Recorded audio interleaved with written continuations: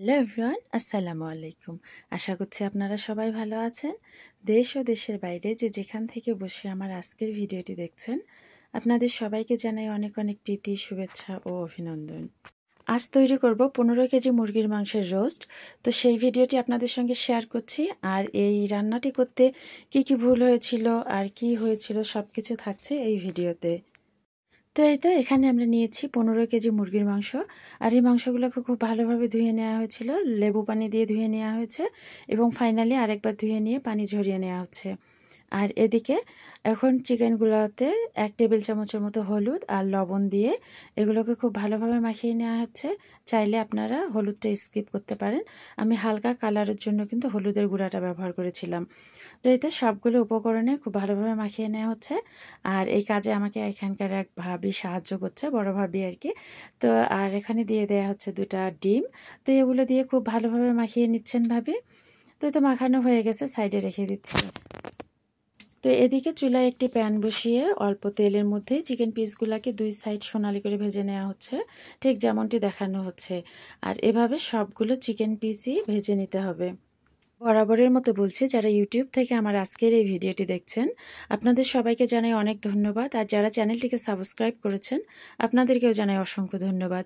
আর যারা শুধু ভিডিও দেখেন, এখনও চ্যানেলটিকে সাবস্ক্রাইব করেননি, প্লিজ চ্যানেলটিকে সাবস্ক্রাইব করে পাশে থাকবেন। ধন্যবাদ।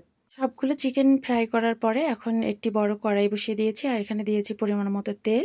আর দিয়ে দেয়া হচ্ছে পেঁয়াজ কুচি। এখানে বাটা এবং পেঁয়াজ কুচি দুটাই ব্যবহার করা হচ্ছে। আমার কাছে মনে হচ্ছে তেল একটু কম হয়েছে, তো আরও একটু তেল দিয়ে দেয়া হলো।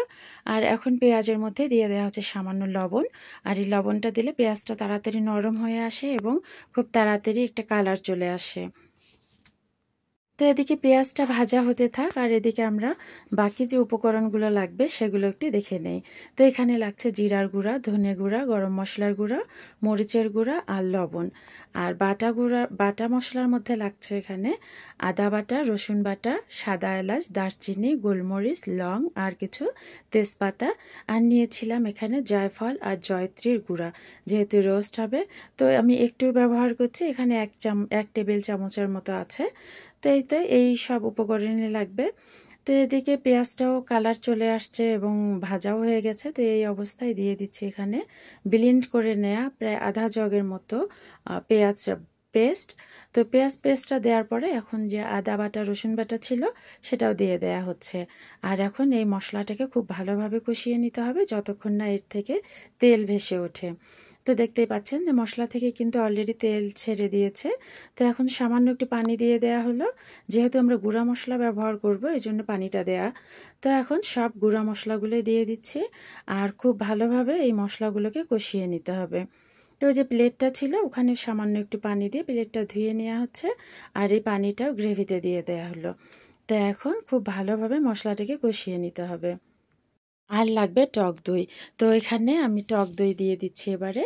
এটা 450 ml এর পট হবে। তো এরকম একটা এবং অর্ধেকটা লেগেছিল, মানে 1.5টার মতো লেগেছিল। তো এই টক দইগুলো দিয়ে খুব ভালোভাবে আবারও কষিয়ে নেওয়া হচ্ছে। আর অপেক্ষা করছি যতক্ষণ না মশলাটা খুব ভালোভাবে কষে। আর খেয়াল রাখতে হবে যেন পুড়ে না যায়, প্রয়োজনে সামান্য পানি ব্যবহার করতে হবে। তো এইটা দেখতেই পাচ্ছেন যে আমাদের মশলাটা ভালোভাবে কষানো হয়ে গেছে এবং এর থেকে তেলও কিন্তু ছেড়ে দিয়েছে। আর আমরা সাধারণত অল্প চিকেন রান্না করলে দেখা যায় এই গ্রেভিতে চিকেনটা দিয়ে একটু কষানোর পরেই সিদ্ধর পানিটা দিয়ে দিই। কিন্তু যেহেতু অনেকগুলো চিকেন ছিল, আসলে আমারও সাহস হচ্ছিল না, তো এই জন্য আমি আগেই পানিটা দিয়ে দিলাম। আপনারা চাইলে পানিটা পরেও কিন্তু ব্যবহার করতে পারেন। তো পানিটাকে খুব ভালোভাবে সিদ্ধ করে নিব, যাতে এর মধ্যে কাঁচা বা পানসে ভাবটা না থাকে। মশলার সাথে খুব ভালোভাবে মিশে যাওয়ার পর বলক কয়েকটা এসেছিল, এরপরে চিকেন পিসগুলোকে দিয়ে দেওয়া হয়েছিল। ওই যে আমি বলেছিলাম যে এই রান্নাটা করতে গিয়ে কি কি ভুলগুলো হয়েছিল বা কি করলে রান্নাটা আরও ভালো হতো, তো সেই টিপসও থাকছে আজকে এই রান্নায়। তো আশা করছি সম্পূর্ণ ভিডিও জুড়ে থাকবেন। তো এই তো চিকেন পিসগুলো দেওয়ার পরে খুব ভালোভাবে মিশিয়ে নেওয়া হচ্ছে। আর আপনারা চাইলে কিন্তু এটা আগেও দিতে পারতেন, আর পানিটা পরে দেওয়া যেত। বাট ওই যে বললাম যে আসলে অনেকগুলো চিকেন পিস ছিল, কোনো রিস্ক নিতে চাচ্ছিলাম না, যেহেতু অনেকগুলো লোকের আয়োজন ছিল। সেগুলোকে ঢাকনা দিয়ে 20 থেকে 25 মিনিটের মতো রান্না হতে দেব, মাঝে মাঝে নাড়াচাড়া করে দিতে হবে। আর এদিকে আমরা একটা পেস্ট তৈরি করে নেব। এর জন্য গামলায় নিয়েছি পানি আর দিয়েছি এখানে 8 থেকে 10 টেবিল চামচের মতো পাউডার দুধ, চাইলে আপনারা এখানে লিকুইড দুধ দিতে পারেন। আর দিয়েছি এখানে বাদাম আর কিশমিশ একসঙ্গে পেস্ট করে নেওয়া, আর পোস্ত দানা বাটা। আর রোস্টের মধ্যে এই উপকরণগুলো দেওয়ার চেষ্টা করবেন, এতে করে কিন্তু টেস্ট অনেক ভালো হয়। তো এদিকে মিশিয়ে নেওয়া হয়ে গেছে। তো ফিরে আসলাম 25 মিনিট পর। এখন ঢাকনাটাকে উঠিয়ে মাংসগুলোকে একটু উল্টাপাল্টা করে এই যে বাদামের যে মিশ্রণটা ছিল তো সেটা দিয়ে দেয়া হচ্ছে। আর যেহেতু পরের দিন দুপুরে অনুষ্ঠান, আসলে এতগুলো রান্না, তো কিছু কিছু রান্না আমরা আগের দিন রাতেই করে নিয়েছিলাম। এখন কিন্তু রাত 12টার পার হয়ে গিয়েছে, তো সেই সময় কিন্তু চিকেনটা রান্না হচ্ছে। তো আমি সব উপকরণই কিন্তু দিয়ে নিচ্ছি, আর পরের দিনের জন্য কিছু বাকি রাখছি। তো এখানে কিছুটা ফ্রাইড অনিয়নও দিয়ে দিয়েছি, আর দিয়ে দিয়েছি ঘি, আর এখন দেব কিছু কাঁচামরিচ। আমি আসলে পরের দিনের জন্য রাখছি না, সব উপকরণই মোটামুটি দিয়ে নিচ্ছি। তো এগুলো দিয়ে খুব ভালোভাবে মিশিয়ে আরও কিছুক্ষণ রান্না হতে দিব। আর বাদামটা শুরুর দিকে দেয়া যাবে না, আর কারণ এতে করে নিচে কিন্তু লেগে যাওয়ার চান্স থাকে। আর এই অবস্থায় এসে এখন দিয়ে দিচ্ছি চিনি, আর দিয়ে দিচ্ছি কিছু কাঁচামরিচ। তো এই সবগুলো উপকরণ দিয়ে 8 থেকে 10 মিনিটের মতো রান্না করে এটাকে চুলা থেকে নামিয়ে নিচ্ছি। আর ওই যে বললাম কি কি ভুল হয়েছিল, আসলে রান্নাটা কোনো বাড়িতে করা হয়নি, বাইরে করা হয়েছিল। তো এটা আসলে নামানোর পর মাঝে মাঝে উল্টে দিতে হতো, কিন্তু যেহেতু আমরা রান্না করে বাসায় চলে আসছি, তো সারা রাত থাকাতে নিচের কিছু মাংস কিন্তু নরম হয়ে গিয়েছিল, মানে বেশি সিদ্ধ হয়ে গিয়েছিল। তো এই দিকটা একটা রাখতে হবে। রোস্টটা একদম মাখানো টাইপের করতে চেয়েছিলাম, বাট হয়নি, একটু ঝোল থেকে গিয়েছিল। আর এটা শুকাতে গেলে দেখা যেত যে আরও বেশি নরম হয়ে যেত। তো পরের দিন আবারও খুব ভালোভাবে এটাকে বলক দিয়ে নিয়ে আসা হয়েছে। আর এখানে শীতকাল জন্যে কিন্তু রাতে রান্নাটা হয়েছে, বাট গরম প্রধান দেশে আপনারা এই কাজটা রাতে করতে যাবেন না।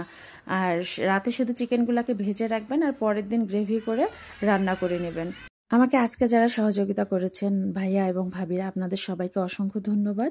তো এই তো পরের দিন প্রোগ্রামে পরিবেশন করা হয়েছিল চিকেন রোস্ট, সাথে আরও কিছু আইটেম ছিল। তো ওগুলো রেসিপি করা হয়নি, বাট ব্লগ আকারে আমার অন্য চ্যানেল দিয়ে দিব। তো আশা করছি আমার আজকের রেসিপিটি আপনাদের ভালো লেগেছে। সবাই ভালো থাকবেন, সুস্থ থাকবেন, সুন্দর থাকবেন, আমার জন্য দোয়া করবেন। আগামী রেসিপি দেখার আমন্ত্রণ জানিয়ে আজকের মতো বিদায় নিচ্ছি। আল্লাহ হাফেজ, আসসালামু আলাইকুম।